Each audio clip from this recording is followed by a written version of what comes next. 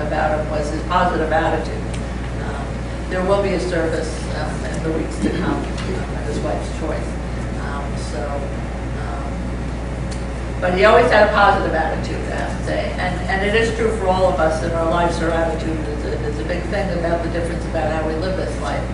So my talk today was kind of about mastering self, but actually, as Rich comes to mind, he really worked very hard on being disciplined about keeping a positive attitude. Or if it was National Laugh Day, he'd bring out something and he'd hand you something. Today's National Laugh Day, or today's National Smile Day. He was always trying to keep a positive attitude. So I was just going to share the Optimist Creed, and this is for him, I have to say. To be strong that nothing can disturb your peace of mind. To talk health, happiness, and prosperity to every person you meet. To make all the friends feel that there is something worthwhile in them. To look at the sunny side of everything and make your optimism come true. To think only of the best, to work only for the best, and to expect only the best. To be just as enthusiastic about the success of others as you are about your own. To forget the mistakes of the past and press on to the greater achievements of the future.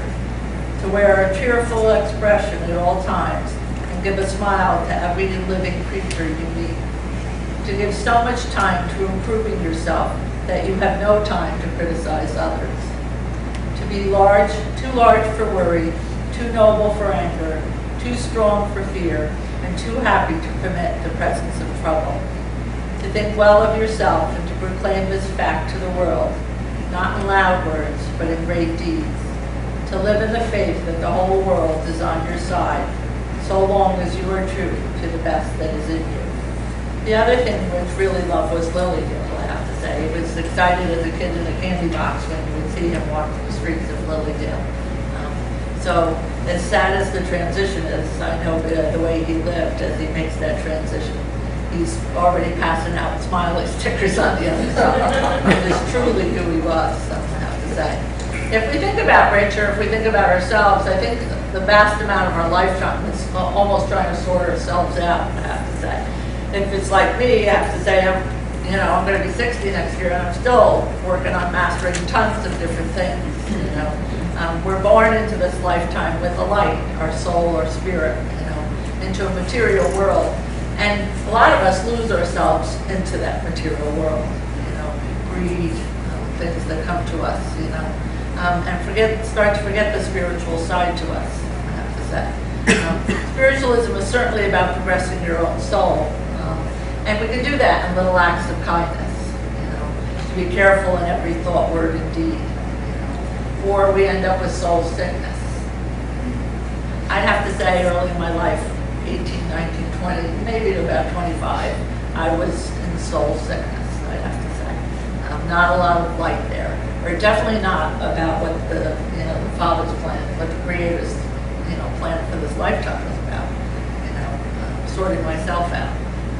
But even as we go on in life, some of us fall into addiction, some of us fall into other things. And that diminishes the light, for sure, within ourselves. If you think of, and I only use this as an example, when you see the saints, there's a halo above their head, I have to say. I don't think that's supposed to be a Christian Catholic thing. I think the halo is about the light because of what they did with their lives. Because if you look at some of the examples that have walked through here, we'll just use Mother Teresa for one, who went and picked up people off the streets. She didn't get involved in the material world. She came from the spiritual place from the minute she arrived to the minute she left. But we can do the same, I have to say. We can not succumb to what the material world is about, and in some small way, just even to not say something that might not be cool, is something we've overcome in a day if that's what we're about. If we think of gossip, when you hear people gossiping or you're part of that, later on there's usually a tinge of feeling like it's just not sparkly, I have to say. A little dirty, actually, So if we think of all those things consistently in our lifetime, it doesn't matter what age we are, I have to say, that we have to overcome, because that really shines and sparkles us to a brighter light. And it's about our auric field, and it's about the soul's plan on the planet. And the creator, the creation that's there, the light that's there, we diminish it or we brighten it by our actions. And we have to come to understand that. That's something we have to do through this lifetime. If you think of the word illuminata, and if you think of your life in different places or different actions you still walk through, is that light that you're generating there? Or is it soul sickness? And then I think past that even, and past the individual thing, which only you can do. You can ignite a fire for someone else. I really do believe the journey within ignites fires for people. All the people that come here for classes, all the people we try and empower, who go away and do their things. It's like igniting souls all over the place. So we can do that for people, but then they have to be the tenders of that light. If you think of mediumship, we can give messages from the other side, and that's really comforting. But the mediums that are truly respect are the ones that believe in it from their hearts, and soul and being, shine that soul goes on. And that's why we run a church. But the planet has a soul as well. And unfortunately, humanity, if you subscribe to, there was a place called Atlantis one time, has destroyed them before. Unfortunately. Through same thing, soul sickness. We ravaged the creation that was given to us to really tend. So, I think that's why when you see something barbaric or when you see something really unkind, it takes my breath away. Because we came in here with an innocence that's not supposed to happen. And that's why it takes your breath away. Like, I can't even believe this could be. Because it's not supposed to be. So, I think the spiritualist tends to both lights. If you ignite that soul piece of you that says, there's a material world, I'm just coming through it. I have to say, my soul and my spirit are truly the greater of the two homes. And to tend to this place that we come through, you couldn't possibly open your window and throw a cup out. That's trashing the place. But the same thing would be, you couldn't possibly say something really cruel to someone.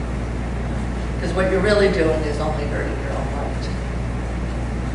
And if the goal as spiritualists is to tend the light within us, to advance and to progress our own souls in this lifetime, then it doesn't matter if you're 30, 40, 50, 60, or 70, or 80, or 90, I have to say, the goal will be to not continue to do that and to work on the things that are still there. And there's always some more to work on. So it's really important, if we think about really in some ways mastering ourselves. That's truly what it's about. No one else can save you. You need to ignite the light in yourself. And I really believe you will keep doing it until someday you get a clue that's what it's about.